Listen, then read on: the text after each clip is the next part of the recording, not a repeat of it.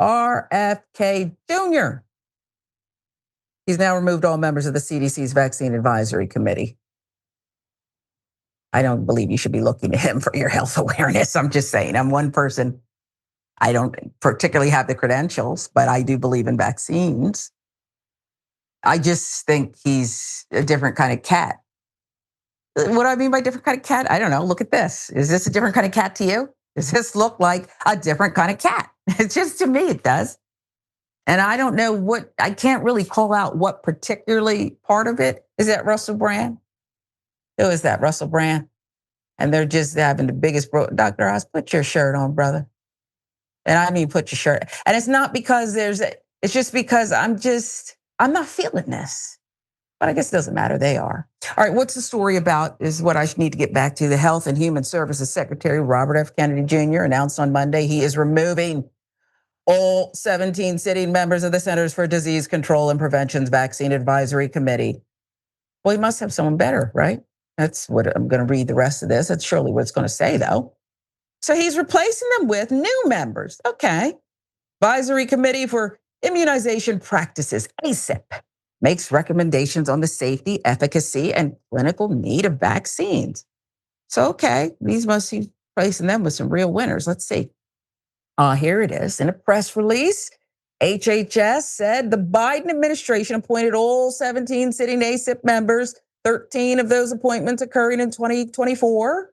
The appointments meant the Trump administration would have to wait until 2028 before choosing a majority of committee members, according to Kennedy. I mean, it's just science, but okay, you want your own science type people in there. Kennedy had previously claimed he would not touch ACIP. Well, that was yesterday. Here's more of the statement. Kennedy, today we are prioritizing the restoration of public trust above any specific pro or anti-vaccine agenda. Now, that's the first lie. Did you see that? Bury it a little bit. I would say hello to people before I just open up with a bold lie. Hello, I pledge to you, in this role, something. You put filler in. You don't just start out with a bold lie. He did. Public must know that unbiased science, evaluated through a transparent process and insulated from conflicts of interest, guides the recommendations of our health agencies. But that's not what's going on here. A clean sweep is necessary to reestablish public confidence in vaccine science. So he went with lie from start to finish on this one. Just the goal. Okay. This is rich. Separate op-ed written in the Wall Street Journal on Monday announcing the restructuring of ACIP. Kennedy claimed that the committee was plagued by conflicts of interest. Not true. CDC has published a list of conflicts of interest declarations disclosed by voting members during public meetings since 2000. Kennedy also wrote that ACIP had never recommended against a vaccine, even those later withdrawn for safety reasons. In fact, members, ACIP, they have at times recommended a narrower use of a vaccine than what was technically allowed by authorization from the Food and Drug Administration. In a post on X after the changes were announced Monday, Cassidy said, there's a fear the ACIP will be filled up with people who know nothing about vaccines except suspicion.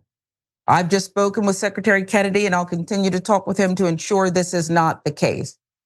I predict it's going to kind of be the case. Dr. Paul Offit, pediatrician specializing in infectious diseases at the Children's Hospital of Philadelphia and a member of the FDA's independent panel of vaccine advisors, told ABC News he thought the decision Monday was extremely dangerous. Kennedy doesn't have a single example to show where a vote by one of these committees has hurt children, Offit said. In fact, the opposite is true. The votes by this committee over the past 25 years have caused children to suffer less and die less. ACIP should be given awards, not fired. Kennedy's announcement on ACIP is the latest in a series of unprecedented moves. Rejection of traditional avenues for making announcements related to vaccines. 2 weeks ago, Kennedy announced in a video posted on X that the COVID-19 vaccine would be removed from the CDC's immunization schedule for healthy children and pregnant women. Last week, a CDC official who co-led a part of ACIP announced she was resigning following Kennedy's announcement of changing COVID-19 vaccine recommendations. So there's a lot of misstatements, falsehoods in what's going on. The members of ACIP file their disclosure statements. They don't work for Big Pharma. We're talking about some of the best and brightest, the ones who were fired. They work for universities, they research, they're practicing. Many of them have experience as practicing physicians, which those who will likely replace all of them do not, have not seen children die up close when it could have been prevented. What say you, Tehran, about all of this, including that nutty picture? And what was Russell Brand doing there with them? Well, obviously, they were enjoying a moment of not wearing shirts together as comrades do. Okay, number one. Number two, Sharon, did you go to medical school? No, you did not. And neither did RFK. And I think people need to remember that when we talk about this person who is now in charge of the CDC. You know who did go to med school? Virologists, the people that make up that board who have all been dismissed. And those are the people who are actually experts. Now, I don't think the experts always get it right. And I do think that there are times that there are conflicts of interest. However, in this particular case, when it comes to the CDC, I never knew that when we said make America great again, that greatness included polio and smallpox and all the other things that I've never had to live through the discomfort. I'm sorry, vaccines work. Now, are there mistakes? Sure. Is there science? And science is always ongoing? Yes.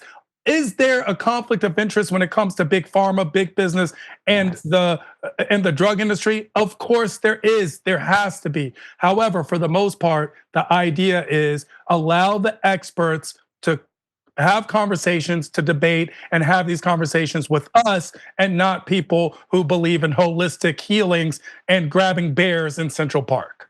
Don't forget he jumped in the dirty water too. They said don't swim. There's fecal matter. He took his grandkids, jumped right in, okay? So if you want to follow this guy, Tehran, I guess people have the right to do what they want to do, but we just want to bless them with the information, the proper information, instead of falsehoods. I'll give you the last word on this one. I was just gonna say, funny enough, jumping into a lake with fecal matter is a form of vaccination. It's like a little bit of something in order to protect you from the larger bit of everything. That's how vaccines work. That's all I'm saying. Well, the three in that picture, I don't know that I'm going to take any advice from. In fact, I'm going to get me some apple juice. I'm gonna get a big jug of apple juice and salute Dr. Oz with it. How about that? Okay. He said the apple juice is poison. And now look what he's telling us. You don't need Medicaid. You don't need any of it. And by the way, this is my friend, my shirtless friend.